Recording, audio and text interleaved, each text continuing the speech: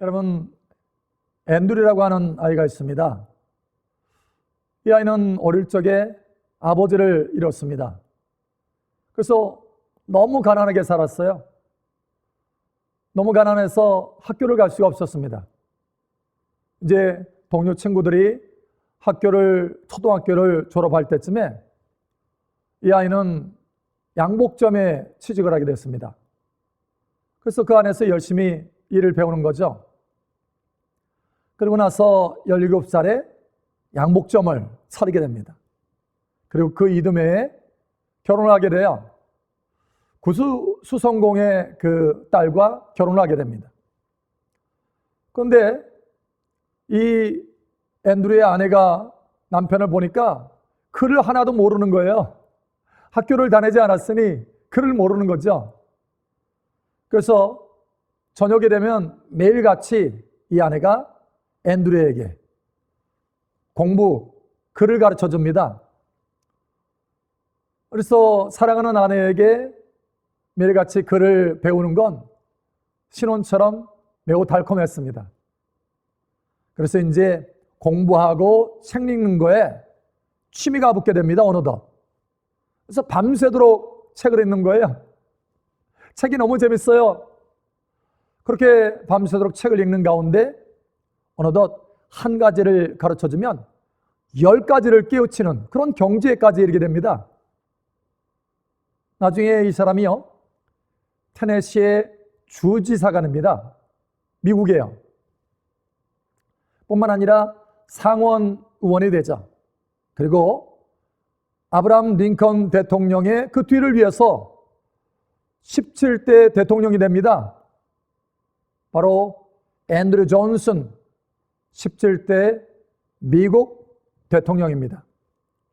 여러분, 그러니까 이 앤드류가 대통령이 된 것은 그 아내 때문이다 라고 할 수가 있는 것입니다. 바로 이 앤드류의 아내는 앤드류 존슨이 대통령에게 복이 된 거죠. 그의 삶 가운데, 그의 인생 가운데. 여러분, 사실 저와 여러분도 하나님이 부르셔서 우리가 만나는 모든 사람에게 복이 되기를 원하는 것, 이것이 바로 하나님의 뜻입니다. 하나님이 우리가 만나는 사람마다 우리를 통해서 복이 되게 하시기를 원하시죠. 여러분, 문제는 우리가 어떻게 해야 복을 나눠주는 사람이 될 수 있는지 너무 막연하다는 것입니다. 그저 신앙생활을 열심히 하면 복을 나눠주는 사람이 되려나? 이런 생각을 하고 있는 거예요. 여러분, 사실 분명한 모델이 있어야 되는 것입니다. 하나님도 그것을 잘 아십니다. 그래서 하나님께서 우리의 믿음의 롤모델로 삼는 사람이 있습니다. 바로 믿음의 조상 아브라함이죠. 그래서 믿음의 조상이라고 하는 것입니다. 여러분, 이 믿음의 조상은요, 이와 같이 복을 나눠주는 사람입니다. 하나님께서 아브라함을 처음 부르실 때 바로 그러한 모습으로 부르십니다. 창세기 12장 2절에 보면 이렇게 말씀합니다. 내가 너로 큰 민족을 이루고 내게 복을 주어 내 이름을 창대하게 하리니 너는 복이 될지라. 복이 되라는 거예요. 복이 되도록 내가 너를 불렀다라고 하는 것입니다. 또 뿐만 아니라 3절에 너를 축복하는 자에게는 내가 복을 내리고 너를 저주하는 자에게는 내가 저주하리니 땅의 모든 족속이 너로 말미암아 복을 얻을 것이라 하신지라. 땅의 모든 사람이 아브라함을 통해서 복을 받는다라고 하는 것이죠. 하나님이 그렇게 정하셨다는 거예요. 만민이 아브라함 때문에 복을 받도록 하나님께서 문들과 길을 열어놓으셨다는 거예요. 다른 말로 말하면 아브라함의 그 모델을 삼아서 우리를 변화시켜서 우리 또한 다른 사람에게 복을 전하는 그러한 모델로 삼기를 원하신다라고 하는 것입니다. 여러분, 실제로 예수님께서 십자가에서 죽으신 까닭도 바로 그러한 아브라함의 복을 우리에게 주시기 원하기 때문에 그렇게 십자가에서 죽으셨다 이렇게 말씀합니다. 대가지불 하신 거죠. 그래서 갈라디아서 3장 13절 14절에 보면 이렇게 말씀합니다. 그리스도께서 우리를 위하여 저주를 받은 바 되사 율법의 저주에서 우리를 속량하셨으니 기록된 바 나무에 달린 자마다 저주 아래 있는 자라 하였습니다. 이는 그리스도 예수 안에서 아브라함의 복이 이방인에게 미치게 하고 또 우리로 하여금 믿음으로 말미암아 성령의 약속을 받게 하려 함이라. 예수 그리스도 안에서 아브라함의 복이 우리에게 미치게 하려고, 도달하게 하려고 예수님께서 십자가에서 그 대가적으로 하셨다는 것입니다. 그러니까 아브라함처럼 복을 나눠주는 사람이 되게 하시려고 저주 가운데서 건져내셔서 아브라함처럼 이제는 복이 되는 사람이 되게 하시려고 예수님께서 이 땅에 오셔서 십자가에서 죽으셨다는 거예요. 이것은 아브라함의 복이 우리에게 임하게 되는 이 모든 것은 하나님의 간절한 뜻이고 하나님의 우리를 향하신 부르심이고 하나님의 명령이며 하나님이 우리에게 주신 특별한 복이라고 하는 것입니다. 여러분, 하나님의 이 놀라운 부르심이 저와 여러분 삶 속에 은혜롭게 펼쳐지기를 바랍니다. 어떻게 하면요? 아브라함을 구체적으로 모델로 삼아서 우리 자신을 변화시키면, 하나님의 은혜로 그와 같이 변화시키면 될 수 있다는 거예요. 여러분, 그러면 아브라함은 어떠한 구체적인 모습을 가지고 있을까요? 특별히 아브라함은 4가지 특별한 모습을 가지고 있습니다. 그래서 그 4가지 그 특별한 모습들을 우리가 하나하나 닮아갈 때 아브라함처럼 되는 것이요, 아브라함처럼 복을 나눠주는 사람으로 온전케 될 수 있다라고 하는 것이죠. 여러분, 첫 번째는 이 아브라함은요, 죄에서 떠난 사람입니다.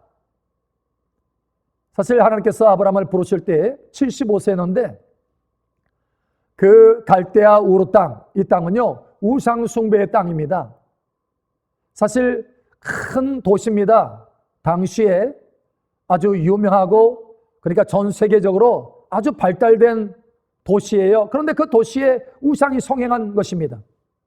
하나님은 아브라함을 복을 나누어주는 사람이 되게 하시기를 원하는데 아브라함이 그 우상 가운데서는 절대 복을 나눠주는 사람이 될 수 없기 때문에 아브라함을 끄집어내는 것입니다. 그리고 하나님께서 원하시는 거룩한 땅, 하나님께서 구별한 땅으로, 가나안 땅으로 이끄시는 거죠. 근데 사실 우리가 생각해 보십시오. 자기의 터전을 75년 동안 있었던 그 터전을 떠나는 것은 쉽지 않습니다. 그런데 하나님께서 아브라함을 부르실 때 그 죄의 자리에서 떠나도록 부르실 때 아브라함은요 하나님의 말씀을 붙들고 떠납니다. 내가 순종합니다 하면서 하나님의 말씀을 붙들고 하나님께서 원하시는 그 가나안 땅으로 향합니다. 여러분, 죄에서 떠날 때 하나님께서 복을 나눠주는 사람으로 우리를 세워줄 수 있다는 거예요. 어떻게 우리가 죄에서 떠날 수 있습니까? 아브라함처럼 하나님의 말씀을 붙들어야 되겠다라고 하는 것이죠. 여러분, 시편 119편에도 이렇게 말씀합니다. 119편 11절에 내가 주께 범죄하지 아니하려 하여 주의 말씀을 내 마음에 두었나이다. 하나님의 말씀을 붙드는 것입니다. 제가 아는 지인이 이런 말씀을 하시더라고요. 목사님, 제가요 아주 유교 집안에 제사를 철저하게 지내는 그 가문의 맏며느리로 제가 시집을 갔습니다.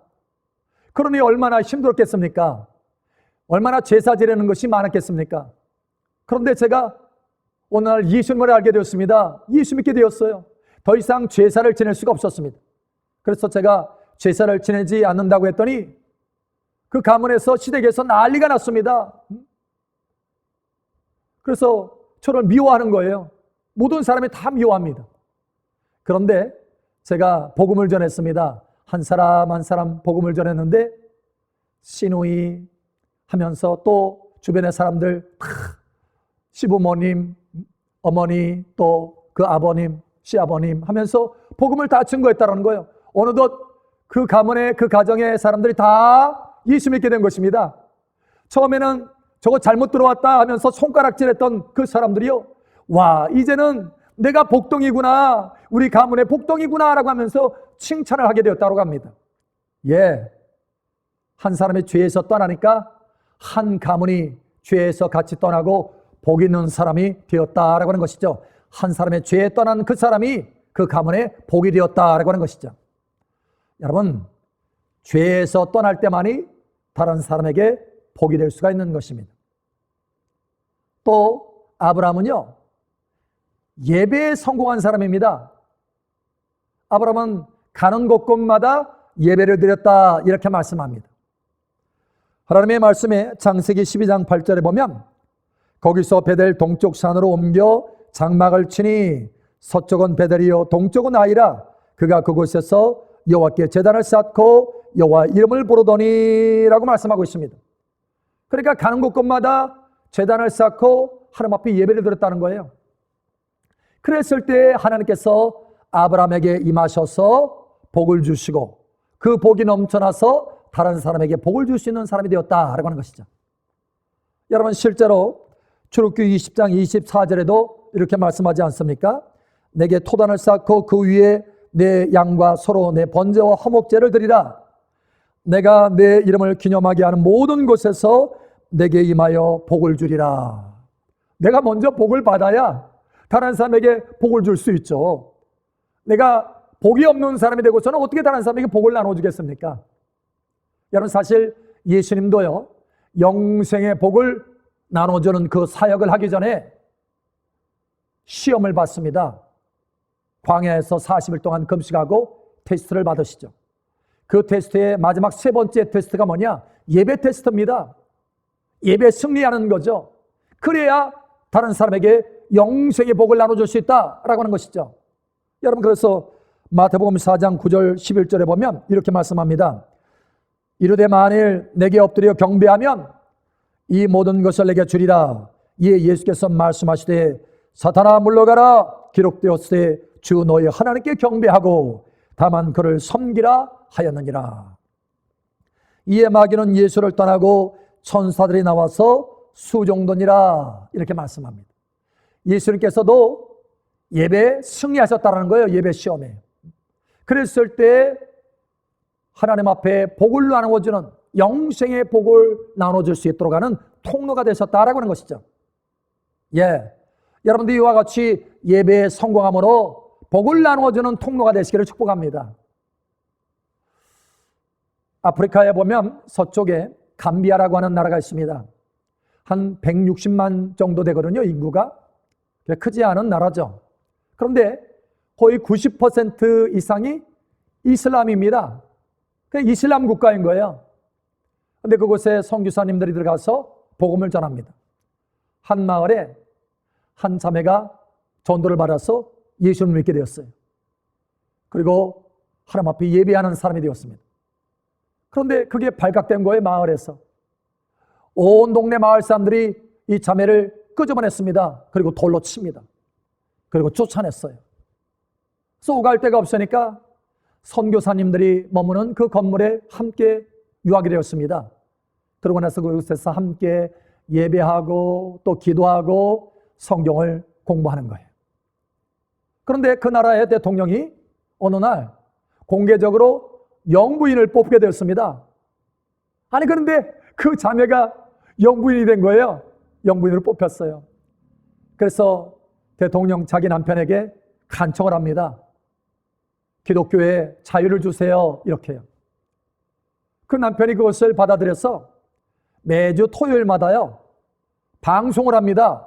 그 방송이 어떤 방송인가 하면 교회마다 탐방하면서 그 교회의 예배 장면 그리고 찬양하는 그 모습을 촬영해서 매주 토요일마다 방송하는 것입니다. 그것을 통해서 얼마나 많은 사람들이 복을 얻었겠습니까? 예수 믿게 되고. 여러분, 한 사람의 예배하는 사람을 통해서 많은 사람들에게 복이 전해지게 되었다라고 하는 것이죠. 여러분, 또 아브라함은 어떤 모습을 가지고 있을까요? 우리가 어떤 모습을 닮아야 할까요? 여러분, 세 번째로 아브라함은요, 순종을 잘하는 사람입니다. 어느 정도로 순종을 했느냐면 사랑하는 아들, 외아들, 독자를 하나님 앞에 드려라, 번제물을 들려라 라고 했을 때 그때 주저하지 않고 그 새벽에 일찍 일어나서 아들과 함께 3일 길을 걸어서 하나님께서 원하시는 그 산에서 아들을 올려드리는 것입니다. 번제물로 드리려고 착 칼을 들어서 하나님 앞에 올려드리려고 하는 그 순간에 아브라함아 내가 이제 알겠다. 내가 나를 경외하는 줄 이제 알겠다. 하나님이 인정할 정도로 순종을 잘하는 사람이었어요. 여러분, 순종할 때 다른 사람에게 복을 나눠줄 수 있게 되는 것입니다. 예수님도 죽기까지 순종하셨다라고 말씀하지 않습니까? 한 사람의 순종하는 것을 통해서 많은 사람들에게 복이 전해지고 의가 전해졌다라고 말씀합니다. 여러분, 그래서 이렇게 말씀합니다.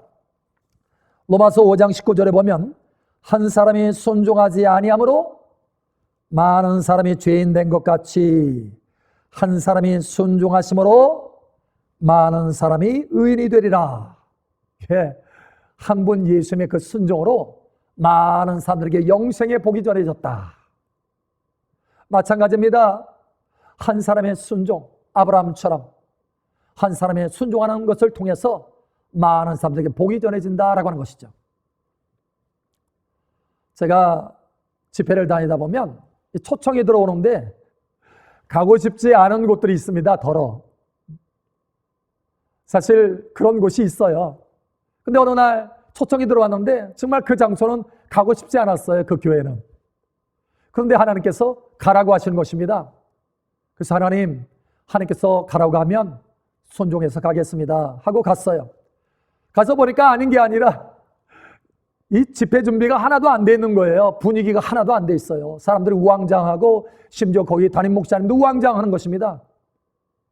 이유를 알고 봤더니 그 건물이요, 전세를 들어서 이 교회가 그 안에 있는데 그 건물이 그만 부도가 난 거예요. 그래서 경매로 나가게 된 것입니다. 그리고 심지어 수도가 끊겼어요. 아니, 집회를 하면서 많은 사람 초대해서 또 음식도 장만하고 해야 되는데 물이 수도가 끊겼으니 뭐 할 것이 없는 것입니다. 당황스러운 거죠. 언제 경매로, 아니 집회 그 중간에도 경매로 이게 나가서 끝날 수도 있는 것이에요.